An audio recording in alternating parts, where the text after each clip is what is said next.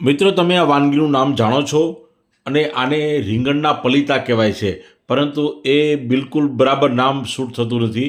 આને ખરેખર કહેવું જોઈએ કાઠિયાવાડી સ્ટાર્ટર, કારણ કે એ રીંગણામાંથી બને છે અને આપણા કાઠિયાવાડી રેસ્ટોરન્ટમાં જો આને પીરસવામાં આવે ને તો લોકોને તો મજા પડી જાય.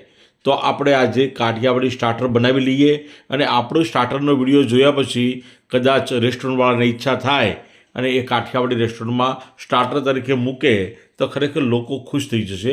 તો એના માટે પહેલાં મસાલો બનાવી લઈએ. ચણાનો લોટ લીધો છે 2 ચમચા. એની અંદર હળદર, ધાણા જીરું પાવડર, મીઠું, લાલ મરચું પાવડર અને થોડી હિંગ, અને હવે થોડો આમચૂર પાવડર એડ કરી દેવાનો છે.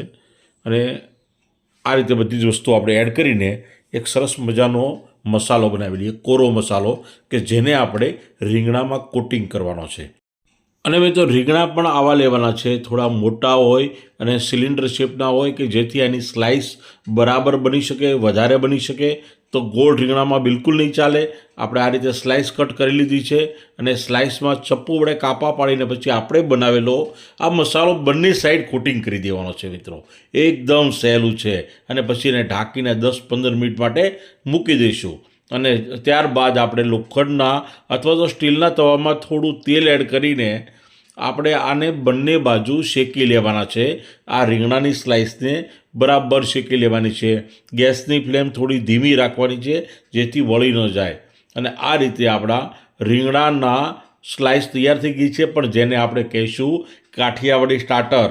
અને આપણે પણ રેસ્ટોરન્ટમાં જમવા જઈએ ને ત્યારે ડિમાન્ડ કરીશું કે તમે આવું સ્ટાર્ટર બનાવો, ખરેખર બધાને ખૂબ ભાવશે.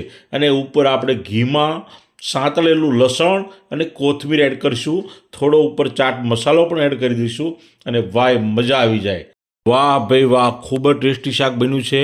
તમારે પણ બનાવવાનું છે. ને હવે હું ગ્રેવી એડ કરીને એક નવું શાક બનાવું છું આમાંથી. અને આ ગ્રેવી કઈ રીતે બનાવવી તે માટે તમે મારી ચેનલ ઉપર આ સ્ટાર્ટરનો પૂરેપૂરો વિડીયો જોઈ લેજો. એમાં તમને ગ્રેવીનો વિડીયો મળી જશે.